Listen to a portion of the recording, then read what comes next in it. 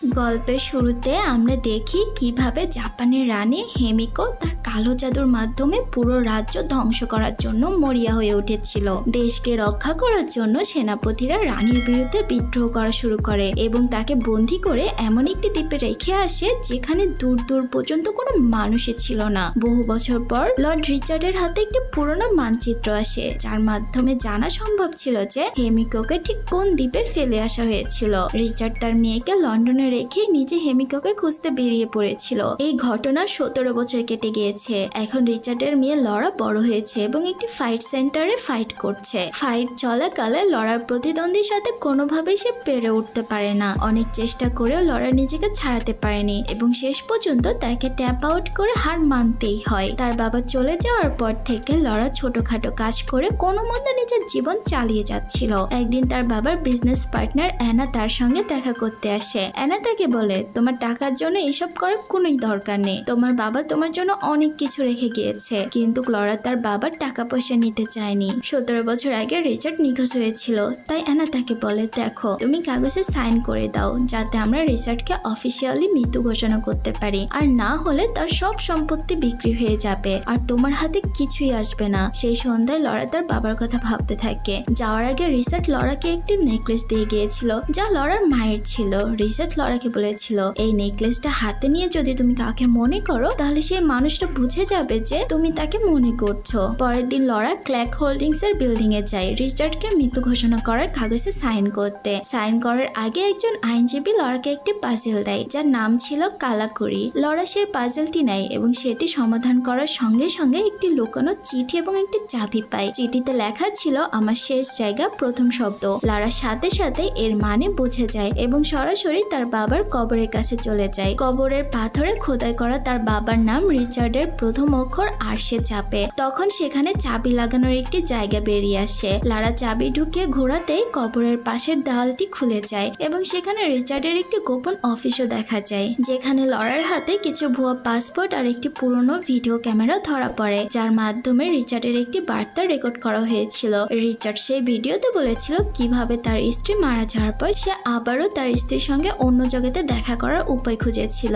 এই কারণে সে প্রজেক্ট হিমিকো নিয়ে কাজ করেছিল। সে চাইতো যে লরা এই প্রজেক্টের সমস্ত রিচার্জ পুড়িয়ে ফেলো, কারণ এই তথ্য যদি ভুল মানুষের হাতে পড়ে তবে খুব বিপদ হয়ে পড়বে। সে অফিসে লরার হাতে একটি বক্স আসে যার ওপরে হিমিকো লেখা ছিল। জ্বালিয়ে ফেলার বদলে লারা সেগুলো দেখতেও পড়তে শুরু করে। হেমিকোকে যে দ্বীপে আটকে রাখা হয়েছিল সেই ইয়ামাটেই দ্বীপ সম্পর্কে সে পড়ে। লারা জানতে পারে রিচার্ড সেই ইয়ামাটেই দ্বীপে যাচ্ছিল এবং জাহাজে যে ব্যক্তি রিচার্ডকে ইয়ামাটে দ্বীপে নিয়ে যাচ্ছিল লারা তারও সন্ধান পায়। যেহেতু লারা এখনো তার বাবার মৃত্যু ঘোষণাপত্রে সাইন করেনি, তাই সে তার বাবা রেখে যাওয়া সম্পত্তির টাকাও পায়নি। তাই লারা তার নেকলেস বিক্রি করে যতটুকু টাকা পায় তা নিয়ে সে হংকং এ পৌঁছায়, যেখানে সে জাহাজের ক্যাপ্টেনকে খুঁজছিল। কিন্তু তখনই কিছু বকেটের ছেলে তার ব্যাগ ছিনিয়ে নেয়। লারা নৌকাগুলোর উপর দৌড়ে তাদের ধাওয়া করতে থাকে। বকেটের ছেলেরা একটি নৌকায় উঠে পড়ে যা সঙ্গে সঙ্গে চলতে শুরু করে। লারা মার্কেটের মধ্যে দিয়েই দৌড়ে দৌড়ে সেই নৌকা পর্যন্ত পৌঁছিয়ে যায়। যখন ছেলেরা নৌকা থেকে নামছিল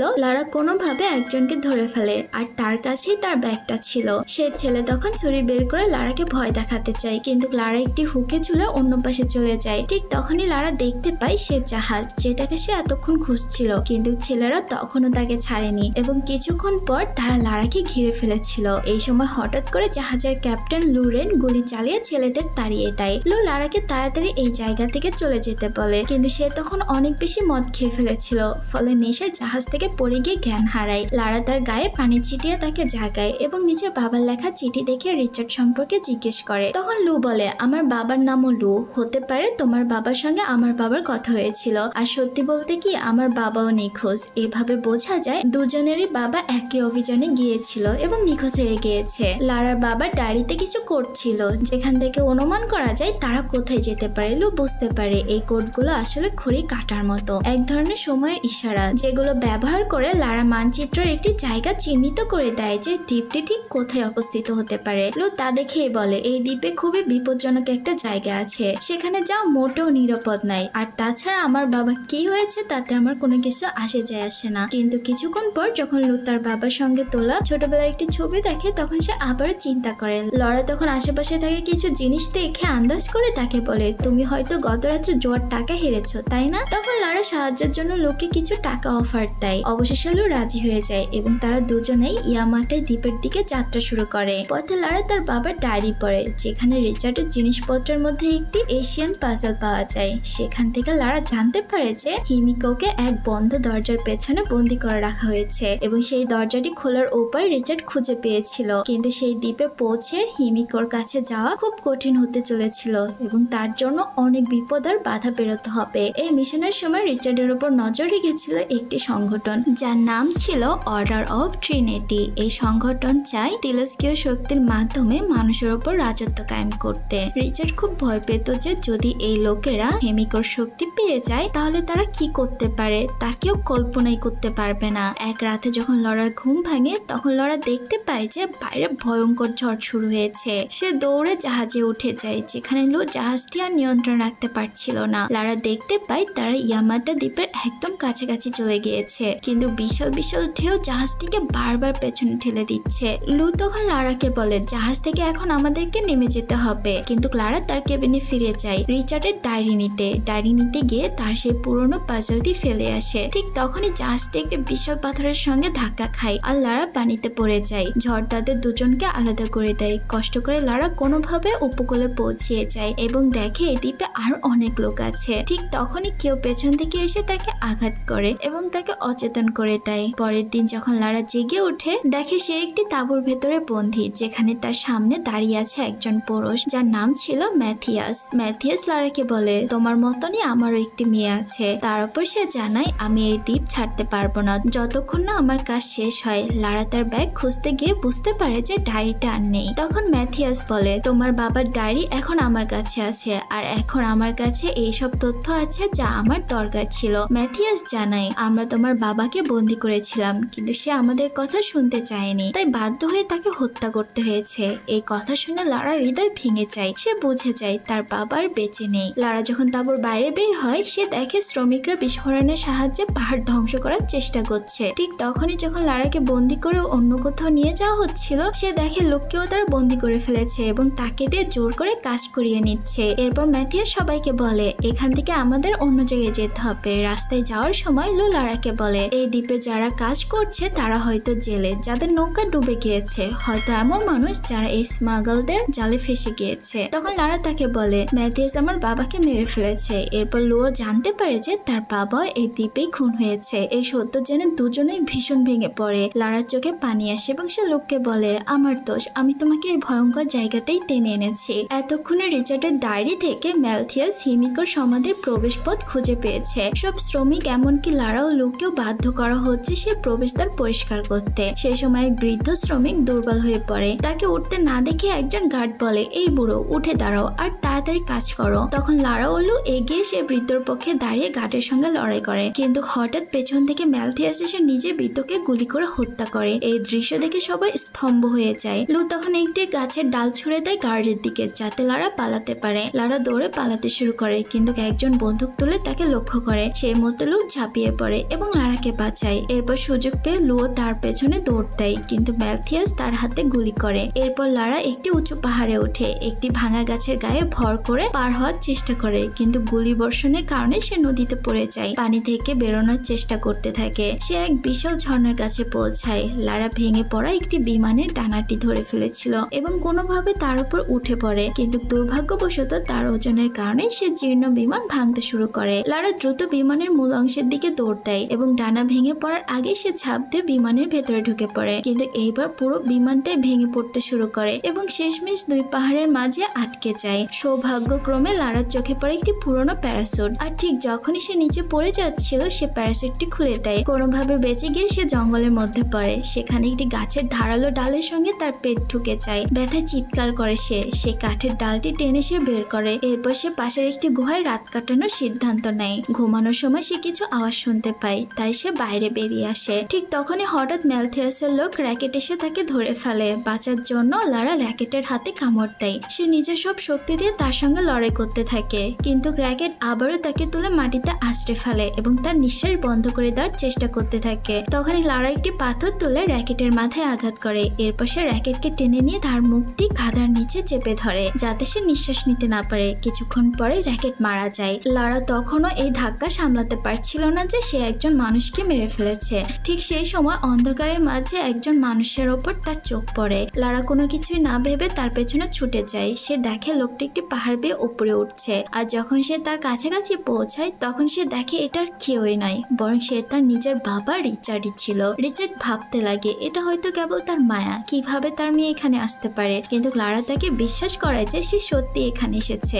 তাকে দেখে রিচার্ডের চোখে জল এসে যায়। সে জিজ্ঞেস করে তুমি এখানে কি করছো। লারা আহত ছিল, তাই রিচার্ড তার আঘাতে ব্যান্ডেজ করে দেয়। বলে তুমি বিশ্রাম নাও এবং প্রতিশ্রুতি দেয় যে এইবার আমি তোমাকে একা ফেলে কখনোই ছেড়ে যাব না। পরের দিন সব কর্মীরা হেমিকোর সমাধির পথ পরিষ্কার করে। এরপর ম্যাথিয়াস কারোর সাথে ফোনে কথা বলে। সকালবেলা লারা উঠে দেখে রিচার্ড দাড়ি কাটছে, যা দেখে লারা তাকে সাহায্য করে। রিচার্ড বলে তোমাকে ছেড়ে যাওয়ার জন্য আমি খুব কষ্ট পেয়েছি, কিন্তু হেমিকোর কারণে আমি এই দ্বীপে ছেড়ে যেতে পারিনি। সে জানায় ম্যাথিয়াস ট্রিনিটি অর্গানাইজেশনের জন্য কাজ করে, আর রিচার্ডকে যে কোনো অবস্থায় তাকে হেমিকোর কাছে যাওয়া থেকে বাধা দিতে হবে। রিচার্ড জিজ্ঞেস করে তুমি কি আমার সব গবেষণা পুড়িয়ে ফেলেছো। লারা বলে না, আমি তা করিনি। এই কথা শুনে রিচার্ড বেশ ভয় পেয়েছিল, কিন্তু ক্লারা বলে যদি আমি তা করতাম তবে কখনোই তোমার কাছে পৌঁছাতে পারতাম না। রিচার্ড জানতে পারে যে তার ডায়েরি ম্যাথিয়াসের কাছে। সে খুবই রেগে যায়, কিন্তু ক্লারা এইসব নিয়ে মোটেও ভাবছিল না। রিচার্ড বলে এটা কোনো মজা নয়, যদি হেমিকোর সমাধি একবার খুলে যায় তবে পুরো বিশ্ব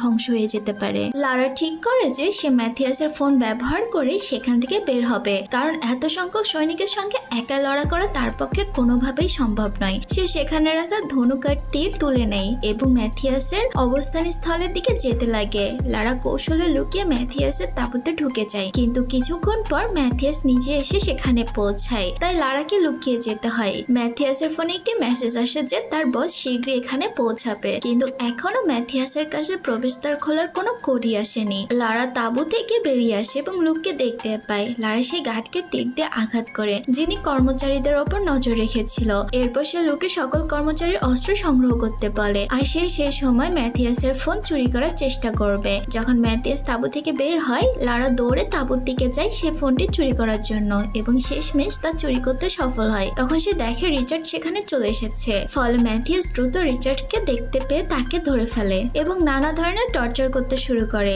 আসলে ম্যাথিয়াস দ্রুত কাজ শেষ করে তার পরিবারের কাছে ফিরে যেতে চাচ্ছিল, কিন্তু রিচার্ড বলে যখনই সেই প্রবেশদ্বার খুলে যাবে তোমার পরিবার আর বাঁচবে না। কিন্তু তারা তাকে বিশ্বাস করে না, তাই ম্যাথিয়াস গার্ডকে হুকুম দেয় রিচার্ডের ওপর গুলি চালাতে, কিন্তু গার্ড গুলি চালানোর আগে লারা গার্ডকে তীর দিয়ে আঘাত করে। এরপর সে ম্যাথিয়াসকে লক্ষ্য করে তীর চালাতে লাগে, কিন্তু ম্যাথিয়াস আগে থেকে তার বন্দুক রিচার্ডের দিকে তাক করে রেখেছিল।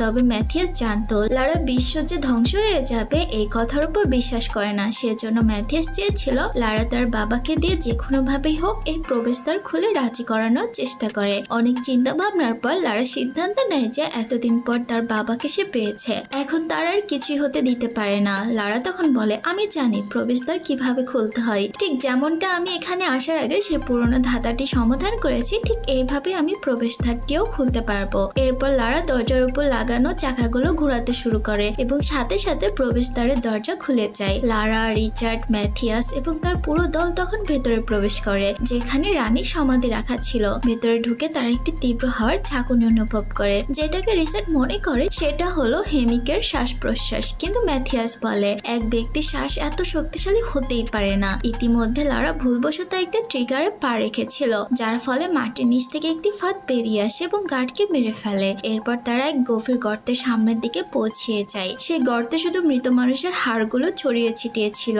এখন তাদের এই গর্তের অন্য পাশে যেতে হবে, তাই অন্য পাশে যাওয়ার জন্য তারা একটা সিঁড়ি ব্যবহার করে এবং এক পর্যায়ে অন্য পাশে যেতে সফল হয়। তখন হঠাৎ করে একটা গার্ড ভুলবশত ট্রিগারে পা রেখেছিল, যার ফলে গোলাকার দরজাগুলো হঠাৎ করে বন্ধ হয়ে যায় এবং তারা সবাই সেখানে আটকা পড়ে যায় এবং সামনের মাটিগুলো ভেঙে পড়তে শুরু করে। লারাও সাময়িকভাবে পড়ে যায়, কিন্তু কোনো মতে সে ধাঁধার কাছে পৌঁছাতে সক্ষম হয়। সে প্রায় অর্ধেক ধাঁধা সমাধান করে ফেলেছিল, কিন্তু শেষ ধাঁধাটি তার কাছে পরিষ্কার হচ্ছিল না। অনেকগুলো পাথর বসানোর পরেও কিছুই হচ্ছিল না। তখন লারার মনে পড়ে যদি এখানে মুক্তি পেতে চাও তাহলে আমাদের মুক্তির রং তৈরি করতে হবে। এরপর তার মনে পড়ে যায় রিচার্ড পেপারে সেই লেখাটির কথা, মুক্তির রং সবুজ। তবে এখানে সমস্যা ছিল যে সবুজ রঙের কোনো পাথরই ছিল না। তখনই লারার মনে পড়ে যায় যে লাল আর নীল মিশিয়ে সবুজ রং তৈরি করা যায়। এরপর সে তাড়াতাড়ি লাল আর নীল মিশিয়ে সবুজ রং তৈরি করে, আর সঙ্গে সঙ্গে সেখান থেকে সবাই বের হয়ে আসে। এরপর তারা ফাইনাল ফাইনালি পৌঁছে যায় সেই জায়গায় যেখানে আসার জন্য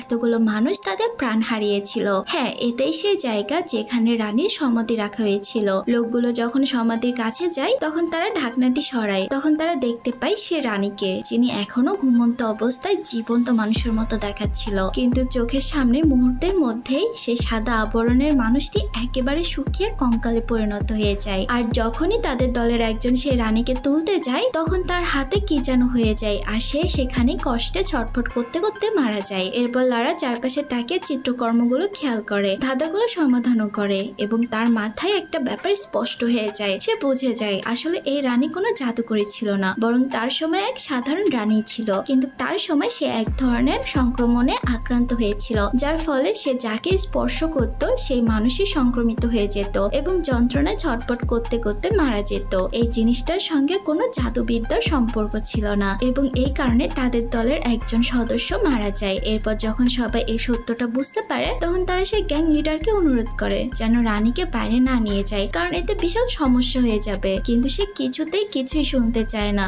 বরং সে রানীর একটি আঙুল কেটে নেয়। সে রানীর আঙুল কেটে নিয়ে চলে যায়। ঠিকই সে সেখান থেকে চলে যায়, কিন্তু এতে সেখানে রানীর রক্ষাকারী সে সৈনিকরা ছিল, যারা সামনে এসে দাঁড়ায় এবং লড়াওয়ার তার বাবার উপর আক্রমণ করে। এখানে লারা যেহেতু একজন দক্ষ বক্সার ছিল, সে তার স্কিল দিয়ে ভালোভাবে লড়াই করতে থাকে, কিন্তু তার বাবা যেহেতু বৃদ্ধ তাই ভালোভাবে লড়াই করতে পারে না। এই কারণে এক সৈনিকের মাধ্যমে তার শরীরে সংক্রমণ ছড়িয়ে পড়ে। এখন তার বাবারও মৃত্যু নিশ্চিত হয়ে গিয়েছিল। এই দৃশ্য দেখে লারা প্রচন্ড কষ্ট পায়, কারণ এত বছর পর সে তার বাবাকে পেয়েছিল আর এখন তার চোখের সামনেই তিনি মারা যাচ্ছে। লারা কিছুতেই এখান থেকে যেতে চায় না, কারণ সে তার বাবাকে নিয়ে ফিরতে চায়। কিন্তু তার বাবা তাকে বলে আমাদের একজনকে তো যেতেই হতো, কারণ এই সমাধিকে আমাদেরই ধ্বংস করতে হবে, না হলে কেউ আবার এখানে আসবে এবং আবার কেউ হয়তো রানীর আঙুল বা পুরো রানীকেই নিয়ে যাবে, যাতে পৃথিবী আবারও ধ্বংসের দিকে এগোবে। এই কারণে সে বলে আমি এই সমাধি আর নিজেকে বিস্ফোরণের মধ্য দিয়ে উড়িয়ে দেব, যেন পুরো গুহা ধ্বংস হয়ে যায় এবং আর কেউ এখানে আসতে না পারে।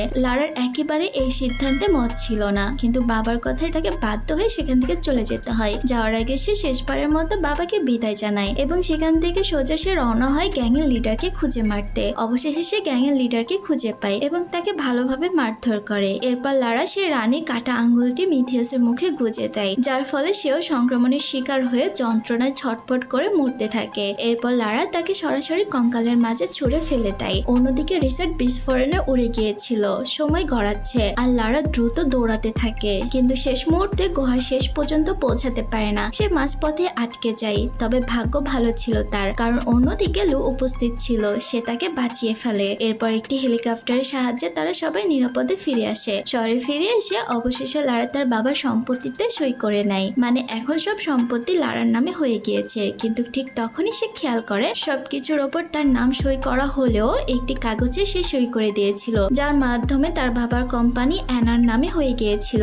এবং এখানেই জানা যায় তার বাবার বিজনেস পার্টনার সে ট্রিনিটি কোম্পানির সাথে জড়িত ছিল। ট্রিনিটি কোম্পানিটি আসলে অতিপ্রাকৃত শক্তিকে অস্ত্র বানিয়ে পুরো পৃথিবী দখল করতে চায়। এখানে আমরা আরো বুঝতে পারি অ্যানা ছিল ম্যাথিয়াসের বস। ম্যাথিয়াস বারবার অ্যানাকে কল করত। এখানেই বোঝা যায় যে অ্যানার আসল উদ্দেশ্য কখনোই এই ছিল না যে তার বাবার সম্পত্তি কোনো চ্যারিটি বা ফাউন্ডেশনের কাছে চলে যাক। সে এইসব কথা শুধু লারাকে ভয় দেখানোর জন্যই বলেছিল, যাতে লারা তাড়াতাড়ি সই করে দেয়। আর লারার তো তার উপর এতটাই বিশ্বাস ছিল যে সে কখনোই কোনো কাগজপত্র ভালো করে পড়ে দেখেনি। এভাবেই খুব সহজে কোম্পানিটি অ্যানার নামে হয়ে যায়। এরপর লারা নিজের মনে সিদ্ধান্ত নেয় কিছুতেই এই কোম্পানিকে অতিপ্রাকৃত শক্তির অস্ত্র বানিয়ে পৃথিবী দখল করতে দেওয়া যাবে না। এরপর লারা সে দোকানদারের কাছে যায় যেখানে তার মায়ের লকেটটি বিক্রি করেছিল এবং টাকা দিয়ে সেই লকেটটি ফেরত চায়। এরপর সে দুটি বন্দুক কিনে ফেলে। আর সেখানেই বোঝা যায় যে এই গল্পটির আরেকটি পার্ট আসবে আর সে ট্রিনিটি কোম্পানির সাথে লড়াই করবে। এই দৃঢ় বিশ্বাস নিয়ে এই মুভিটি শেষ হয়ে যায়।